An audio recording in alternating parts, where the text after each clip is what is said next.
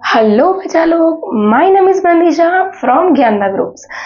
आज का हमारा टॉपिक है केमिकल रिएक्शन एंड इक्वेशन। अब ये जो हमारा चैप्टर है वो हमारा 10th का फर्स्ट चैप्टर है, जो एक बेसिक है जिसकी वजह से हम लोग हमारे 10th के बोर्ड में अच्छे से अच्छा कवर कर सकते हैं। मैं 1 और 2 सेशन में ये चैप्टर में से पूरा का पूरा ओवरव्यू सेशन कंप्लीट करूंगी, जिसकी वजह से हम लोग लास्ट टाइम पे बोर्ड में इजीली याद रख सके इस चैप्टर को। क्योंकि नॉर्मली केमिस्ट्री ऐसा सब्जेक्ट है कि जिसमें हम लोगों को जब टीचर पढ़ाते तब तो हाँ हाँ मैम हाँ हाँ आ रहा है, पर जब वो खत्म हो जाता है फिर इसमें क्या था कि नहीं था, ऐसा हो जाता है। तो इसलिए आज हम लोग ये चैप्टर कवर करेंगे। बच्चा लोग, अब ये जो चैप्टर है उसमें सबसे पहले हमारा मेन क्वेश्चन ये होना चाहिए, what you mean by a chemical reaction. So जब हम लोग ऐसा देखते हैं, नॉर्मली हम लोग पहले तो साइंटिस्ट थे नहीं, है ना, केमिस्ट्री इस टाइम से डीप में आया है। पर जब पहले के टाइम में हम लोग कभी भी रस्टिंग ऑफ आयरन देखते थे, उस टाइम में हम लोगों ने एक चीज ऑब्जर्व की थी। रस्टिंग ऑफ आयरन के टाइम पे जो आयरन है उसका कलर चेंज हो जाता था और ब्राउनिश या रेडिश लगता था। वो किसकी वजह से? क्योंकि in the presence of oxygen iron react और वो नॉर्मली क्या बना देता है, फेरिक ऑक्साइड और फेरस ऑक्साइड। यस और नो बच्चा लोग, इसीलिए उसका कलर चेंज होता था। ओके, मतलब कि केमिकल रिएक्शन मतलब कलर चेंज होता है, कलर चेंज होता है। दूसरी चीज स्टेट चेंज होता है। फॉर एन एग्जाम्पल अगर मैं बात करूं, हमारे घर में जब भी हम लोगों ने मैगी तो बनाई होगी एटलीस्ट, अब जब मैगी बन गई है पर हम लोग शायद हमारे शिवलिंग की राह देख रहे हो, तब हम लोगों ने वो गरम जो मैगी है, ठीक है, वो गरम मैगी को हम लोगों ने बेटा क्या दी थी, हीट दी थी। तो उसमें जो पानी था वो क्या बना था, वेपर बना था, मतलब पानी का स्टेट चेंज हुआ था। It is not exactly known as a chemical reaction, बस उसमें स्टेट तो चेंज हुआ था, मतलब कि लिक्विड से गैस बना था। नॉर्मली 4 टाइप ऑफ स्टेट होता है, सॉलिड, लिक्विड, गैस और aqueous. When substance dissolve in liquid is known as a liquid state, मतलब कि अगर कोई भी चीज वाटर के अलावा किसी में भी डिजोल्व हो तो उसको लिक्विड स्टेट माना जाता है। पर अगर वाटर में डिजोल्व हो तो उसके लिए एक नया स्टेट है, एक्वियस स्टेट। दोनों में डिजोल्व तो है ही, पर एक में स्पेसिफिकली वाटर में डिजोल्व है, ठीक है। पहले हम लोग ऐसा मानते थे कि सब चीजें वाटर में डिजोल्व है, but later on we know that कि सब चीजें वाटर में डिजोल्व नहीं है। किसी चीजों के लिए हमको ऑर्गेनिक सब्सटेंस चाहिए। ओके, मतलब स्टेट चेंज होता है, कलर चेंज होता है, टेम्परेचर भी चेंज होता है। हम लोगों ने हमारे घर के नज़दीक कभी ना कभी किसी अंकल को सीमेंट पे वर्क करते हुए देखा होगा। अब वो लोग सीमेंट पे डायरेक्टली वर्क नहीं करते, उनके पास एक इंस्ट्रूमेंट होता है जिससे वो सीमेंट लगाते हैं। क्यों वो सीमेंट डायरेक्ट नहीं लगाते? नॉर्मली जब सीमेंट पानी के साथ रिएक्ट करता है, मतलब कि normally calcium oxide react with water, वो CaCO3 मतलब कैल्शियम कार्बोनेट बनाता है, और उस टाइम में बेटा वो हीट रिलीज करता है, मतलब उसके टेम्परेचर में चेंज होता है कि नहीं। तो ये सारी चीजें हमको ऑब्जर्व होती है। मतलब केमिकल रिएक्शन मतलब नॉर्मली क्या है कि जो रिएक्शन होती है उस टाइम पे स्टेट चेंज हो, कलर चेंज हो, और टेम्परेचर और इवोल्यूशन ऑफ गैस मतलब क्या, कि जिसमें से गैस निकले। मेनली गैस में जो एटम्स होते हैं वो सेम काइंड ऑफ होते हैं, जैसे कि H2, O2, ठीक है, हाँ, पर CO2 भी एक एग्जाम्पल है जो भी गैसियस फॉर्म में ही होता है। ओके, तो ये 4 चीजें हम लोगों को मेनली देखने मिलती है केमिकल रिएक्शन में। स्टेट चेंज होता है, कलर चेंज होता है, टेम्परेचर और इवोल्यूशन ऑफ गैस होता है। पर हम लोग ऐसा तो लिख नहीं सकते, तो इसमें हमको लिखना क्या है?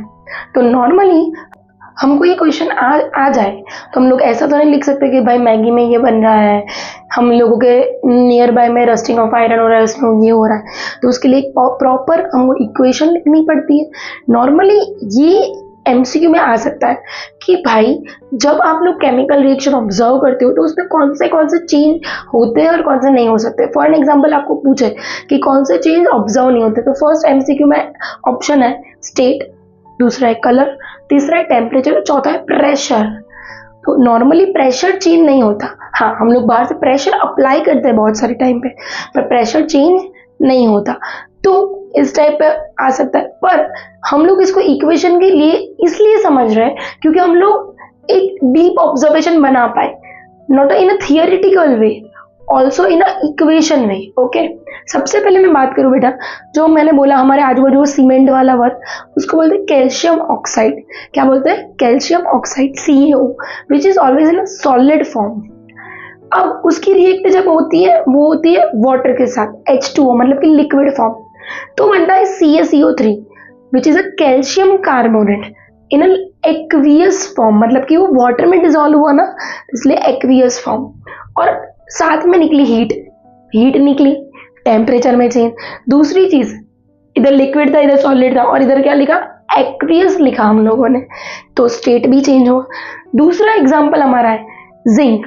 जिंक मेटल है, मेटल ऑलमोस्ट सॉलिड फॉर्म में होती है ना, तो zinc in a solid form react with H2SO4 in a aqueous form, react with zinc solid form, react with H2SO4 aqueous form, बेटे वो बनाता है जिंक सल्फेट इन अ एक्वियस फॉर्म, प्लस क्या बनाता है बेटा? H2 gas. समझो, अब इधर क्या हुआ बेटा? गैस रिलीज हुई, इवोल्यूशन ऑफ गैस हो रहा है। इधर क्या हो रहा है? Evolution of gas. उसके बाद हम लोग बात करते हैं सिल्वर क्लोराइड। सिल्वर क्लोराइड, बेटा सिल्वर क्लोराइड जो है उसको जब भी सनलाइट में रखते हो तो उसका कलर ग्रेइश जैसा हो जाता है। तो ये जो ग्रेइश जैसा हुआ, change in colour, change in colour आप देख सकते हो उधर। सबसे पहले हम लोगों ने क्या देखा कि भाई स्टेट भी चेंज होता है, टेम्परेचर भी रिलीज होता है। दूसरा हम लोगों ने क्या देखा बेटा? गैस इवॉल्व होता है। और तीसरा हम लोगों ने क्या देखा? कलर, जो AgCl मतलब कि सिल्वर क्लोराइड का इन सनलाइट कलर क्या होता है? ग्रे होता है। मतलब तीनों चारों चीज राइट है, स्टेट चेंज होता है, कलर होता है, टेम्परेचर और इवोल्यूशन ऑफ गैस। एक साथ सारी चीजें भी हो सकती है या एक आध चीज भी हो सकती है ना। ऐसा जरूरी नहीं है कि एवरी रिएक्शन में सारी की सारी चीज होती ही हो। क्लियर? अब हम लोग इस पे टाइम ना वेस्ट करके, क्योंकि ये मेन नहीं है, इससे पहले है हमारी केमिकल रिएक्शन, उसके बाद हमारा दूसरा मेन है, इसमें कलर्स आते हैं कि किसका कलर कौन सा है, वो इम्पोर्टेंट है। तो उस पर टाइम वेस्ट ना करके जाते हैं। ओके, आप इसका स्क्रीनशॉट ले सकते हो। नाउ इसके बाद अगर हम लोग आगे जाते हैं तो उसके पहले एक लॉजिक समझना जरूरी है। भाई ये केमिकल रिएक्शन होती क्यों है? कोई तो लॉजिक होगा। हाँ, लॉजिक तो है। आपने ये कहावत तो जरूर सुनी होगी, या फिर सॉन्ग बोल लो, पढ़ोगे लिखोगे बनोगे नवाब, खेलोगे कूदोगे बनोगे खराब। पढ़ोगे लिखोगे तो क्या बनोगे? नवाब। कैसे बनोगे? भाई अमीर बनेंगे, पैसे कमाएंगे, जॉब वॉब करेंगे। तो बेटा आप ये जो पढ़ाई लिखाई करते हो वो आप किसके लिए करते हो? अल्टीमेटली मनी के लिए, स्टेबिलिटी के लिए। सेम केमिकल रिएक्शन होने का कारण क्या है? स्टेबिलिटी। क्या है? स्टेबिलिटी। ओके, ये स्टेबिलिटी का लॉजिक क्या है भैया? हाँ, लॉजिक तो है। हम लोगों को हमारे पुराने साइंटिस्ट ऐसा बोल के गए हैं कि almost all atoms molecule reaction further occur due to a stability. What kind of stability? दो टाइप में वो स्टेबिलिटी मेंटेन कर सकते हैं। अगर 10 के हिसाब से देखो तो 11-12 में इसको और इलेबोरेट वे में बोला जाएगा। फर्स्ट वे इज कि भाई ऑक्टेट रूल कंप्लीट हो। सेकेंड, ऑक्टेट रूल कंप्लीट होने के साथ साथ वो नोबल गैस जैसे बनते जाए, जैसे हाइड्रोजन हीलियम जैसा बनना चाहता है, फ्लोरीन नियॉन जैसा, सोडियम नियॉन जैसा। इसीलिए फ्लोरीन गेन करता है, एक और नियॉन जैसा बनता है, और सोडियम एक लूज करके नियॉन जैसा बनता है। पर at the end octet rule and noble gases जैसा बनना is our ultimate goal in a chemical reaction according to 10th। Okay, अब ये सारी रिएक्शन क्या एक ही फॉर्म में होती होगी? नहीं भैया, सारी रिएक्शन हो ही जाती होगी? नहीं। सब आयरन जितना एक्टिवेट नहीं है कि भाई वो ऑक्सीजन के साथ मिल जाएगा। कुछ रिएक्शन ऐसी है जिनको मिलने में दिक्कत होती है, तो उसके लिए हमको बाहर से कुछ वर्क करना पड़ता है। वो वर्क क्या होता है? कुछ कई बार हमको उसको टेम्परेचर देना पड़ता है in the form of UV light और सनलाइट। कोई बार हमको उसको क्या देना पड़ता है बेटा, प्रेशर देना पड़ता है। जैसे कि कार्बन मोनोऑक्साइड और हाइड्रोजन गैस को हमको प्रेशर देना पड़ता है और वो क्या बनाता है, methanol in a liquid form. उसके बाद अगर आप फोर्थ चैप्टर की बात करो, उसमें कैटालिस्ट वर्ड यूज हुआ है। बहुत टाइम हम लोगों ने देखा होता है कैटालिस्ट वर्ड यूज होता है। अब ये कैटालिस्ट क्या है, तो भैया ये कैटालिस्ट रिएक्शन के अंदर पार्ट नहीं लेता, मतलब एंड प्रोडक्ट में हमको कैटालिस्ट नहीं मिलता, सिर्फ वो हमारी ढीली सी रिएक्शन को थोड़ा फास्ट फॉरवर्ड कर देता है। हमारे बॉडी में भी कैटालिस्ट होते हैं, है ना, पर वो कैटालिस्ट कैसे, बायोलॉजिकल कैटालिस्ट। हमारे बॉडी में जो रिएक्शन होती है वो बायोकेमिकल रिएक्शन है, इसीलिए तो जो कैटालिस्ट है वो बायोकेमिकल कैटालिस्ट है। जैसे कि मैं बोलूं पेप्सिनोजन, ट्रिप्सिनोजन, है ना, वो हमारे बॉडी के अंदर के कैटालिस्ट है जो रिएक्शन को फटाफट स्पीड वाले जोन में लेके जाते हैं। जैसे हमको कोई चीज ना पसंद हो या लास्ट टाइम पे कोई चीज देखनी है तो फास्ट फॉरवर्ड कर देते, सेम वैसे। ओके, इसके बाद एक और चीज समझनी जरूरी है चैप्टर चालू होने से पहले, बैलेंसिंग ऑफ केमिकल रिएक्शन। जितना ऑक्टेट रूल जरूरी है उतना ही बैलेंसिंग ऑफ केमिकल रिएक्शन जरूरी है। जैसे कि हम लोगों ने एक सेंटेंस सुना होगा कि energy neither be created nor be destroyed, वैसे ही हमने जितने एटम्स और मॉलिक्यूल्स लेफ्ट हैंड साइड पे लिए उतने ही राइट साइड पे मिलने चाहिए। Left side means reactant and right side में प्रोडक्ट। दोनों साइड, अगर इस साइड 4 हाइड्रोजन है इस साइड भी होने चाहिए। जैसे कि हम लोग इस रिएक्शन में देख सकते हैं बेटा कि इधर कार्बन कितना है, 1, ऑक्सीजन कितना है, 1, ठीक है, हाइड्रोजन कितना है, 2 2 4। आगे वाला जो नंबर है it is use for determine moles and पीछे वाला डिटरमाइन फॉर मॉलिक्यूल्स और एटम्स। ओके, अब इस साइड अगर आप देखोगे तो कार्बन कितना है, 1, हाइड्रोजन कितना, 3 और 1 4, मतलब इधर 4 कार्बन, इधर एक ऑक्सीजन, इधर एक। ये रिएक्शन बैलेंस की गई है, पहले से थी नहीं। जैसे इसका एक दूसरा एग्जांपल, हमने मैग्नीशियम की स्ट्रिप को लिया था, है ना, उसने रिएक्ट किसके साथ किया था, ऑक्सीजन के साथ। मैग्नीशियम लेता कितना, +2, मतलब देता कितना, +2 देता है। क्या देता है, इलेक्ट्रॉन देता है। कितना देता है, 2 देता है। बेटा समझो, प्रोटॉन और इलेक्ट्रॉन हम लोगों ने बात की थी, वैसे एटम्स में सेम होते हैं। तो इनमें जब मैग्नीशियम की बात करो तो 12 इलेक्ट्रॉन 12 प्रोटॉन। अब उसमें से 2 इलेक्ट्रॉन चले गए, क्योंकि स्टेबिलिटी में जाना और आना इलेक्ट्रॉन को ही पड़ता है, वो 2 चले गए। तो पहले तो दोनों 12 थे, प्लस भी 12 था, माइनस भी 12 था। अब क्या हुआ कि भैया इलेक्ट्रॉन 2 कम हो गए और अंदर के प्रोटॉन तो 12 के 12 है, मतलब ज्यादा कौन सा चार्ज हुआ, प्रोटॉन का चार्ज कौन सा, प्लस। कितने ज्यादा है, 2, तो +2, ठीक है। अब उसके साथ ऑक्सीजन को कितना चाहिए, 2 चाहिए, उसको भी नियॉन जैसा बनना है, नियर बाय नोबल गैस जैसा बनना है, ठीक है। तो हम लोग एक ऑक्सीजन ले और ये ले तो चलेगा, है ना, ये +2 ये -2 बन जाएगा MgO। किंतु परंतु मेरे बंधु, एटमॉस्फेयर में ऑक्सीजन अकेला नहीं रह पाता, वो स्टेबल नहीं होता, इसलिए वो कौन से फॉर्म में होता है, O2 फॉर्म में। कौन से फॉर्म में होता है, O2 फॉर्म में, ठीक है। अब ये 2 आ गए, एक ऑक्सीजन को 2 चाहिए थे, 2 ऑक्सीजन को 4 चाहिए होंगे, 2 2 4, ठीक है। तो इसको भी 2 करना पड़ेगा। पर बेटा जब आप लोग मेटल की बात करते हो, मतलब कि मेटल सब्सटेंस के पीछे कभी भी 2 नहीं आता, उसके आगे, मतलब कि उसके मोल बढ़ा दिए जाते हैं, जब इसकी स्टेबिलिटी के लिए इसके एटम बढ़ाए जाते हैं, और ये बन गया MgO। +2 -2 +2 और -2।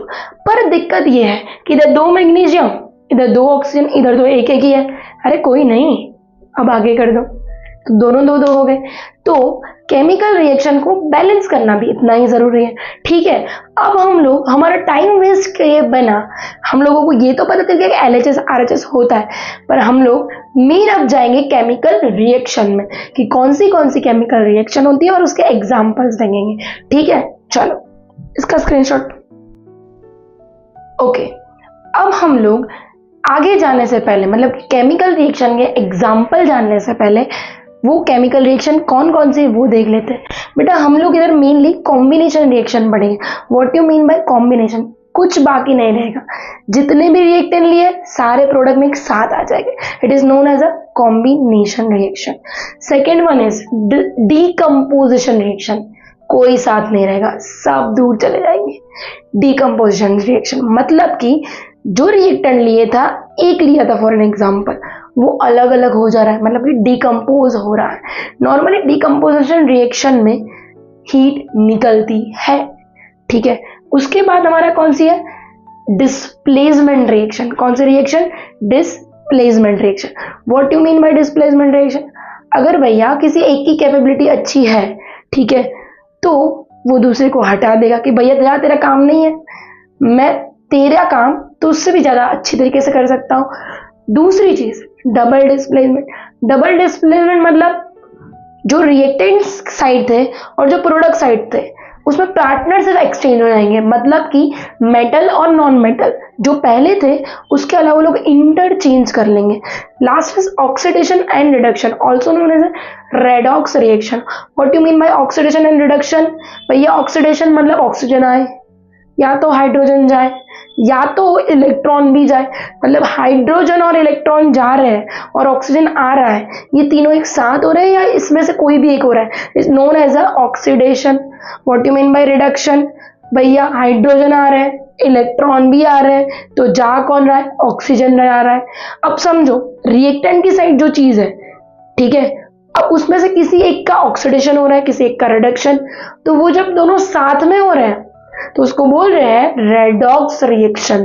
कौन सी रिएक्शन बोल रहे हैं, redox reaction. Okay, what you mean by oxidising agent, दूसरों का ऑक्सीडेशन खुद का reduction. What you mean by reducting agent, खुद का ऑक्सीडेशन दूसरे का रिडक्शन, जिसका एजेंट है वो करेगा, उस खुद का क्या करेगा, उसका अपोजिट करेगा, ठीक है। अब सबसे पहले हम लोग किसका एग्जांपल देखेंगे, कॉम्बिनेशन रिएक्शन का। अब हमारी सबसे पहली रिएक्शन कौन सी, कॉम्बिनेशन रिएक्शन। मैंने बोला था भाई सब जुड़ जाएंगे, कोई भी बाकी नहीं रहेगा। तो इस रिएक्शन में कैल्शियम ऑक्साइड ले लिया, कैल्शियम +2 ऑक्साइड -2 सॉलिड स्टेट। अब H2O लिक्विड, ठीक है, मतलब हमारा पानी बन गया calcium carbonate, calcium carbonate plus heat बेटा सब रिएक्शन कॉम्बिनेशन में हीट रिलीज नहीं होती है, सिर्फ ये एक एग्जाम्पल है। सारे एग्जाम्पल्स में हीट रिलीज हो ऐसा जरूरी नहीं है, पर हम लोग एक चीज ऑब्जर्व कर रहे थे, इधर जो भी है सब एक में आ गया भैया, सबको एक कर रहा है। दूसरा, carbon in a solid state plus O2 in a gaseous state gives carbon dioxide is also in a gaseous state.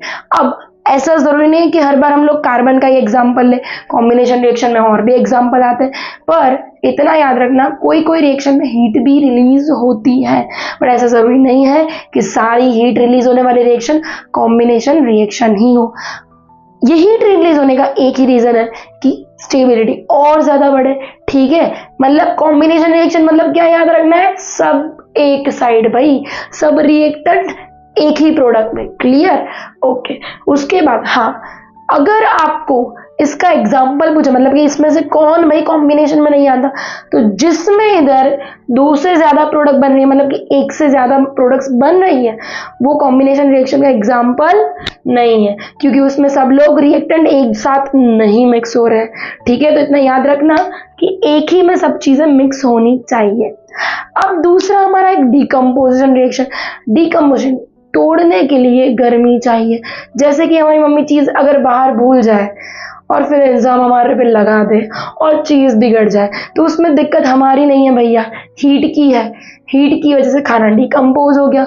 Same चीज अगर कोई भी एनिमल बाहर पड़ा है, ठीक है, वो मर गया है, तो वो मर गया है तो हम उसका अंतिम संस्कार करने तो जाते नहीं है, तो वो बेटा क्या करता है, हीट की प्रेजेंस में खुद का डिकम्पोजिशन, मतलब उसका ही डिकम्पोजिशन होता है और बन जाता है हमारा मैन्यूअर, क्लियर।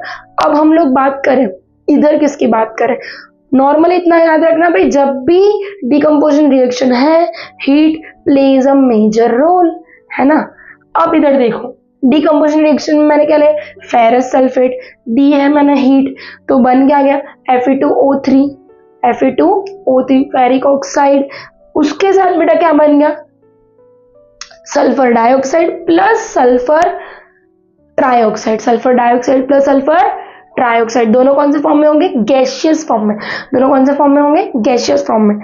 उसके बाद बेटा हम लोग दूसरा क्या देखेंगे? कैल्शियम कार्बोनेट इन एक्वियस फॉर्म। उसको अगर हम लोग हीट देंगे क्या बन जाएगा? कैल्शियम ऑक्साइड, मतलब कि क्विकलाइन प्लस कार्बन डाइऑक्साइड गैस। तोड़ना है भाई, सब अलग हो जाएगा। हाँ, तो जब हम लोगों ने बात की AgBr मतलब कि सिल्वर ब्रोमाइड की, सॉलिड फॉर्म सनलाइट में वो क्या बनाता है? सिल्वर और ब्रोमीन दोनों अलग बनाते हैं। क्लियर इतना? नाउ अगर हम लोग थर्ड रिएक्शन की बात करें which is a displacement reaction. कौन सा रिएक्शन है बेटा? Displacement reaction. डिस्प्लेसमेंट रिएक्शन का मतलब भाई किसी एक की एफिकेसी और पावर ज्यादा है तो दूसरे को वो क्या कर देगा? डिस्प्लेस कर देगा, धक्का मारेगा, जा भाई तेरी जरूरत नहीं है। ठीक है, तो वैसे इधर ले लिया iron which is in the solid form, react with the CuSO4 aqueous form gives FeSO4 aqueous plus Cu solid। ठीक है, अब बेटा दूसरा कौन सा है? दूसरा ये है हमारा zinc. Zinc in solid form, हमने उसके बॉल्स देखे हैं प्रैक्टिकल में आगे।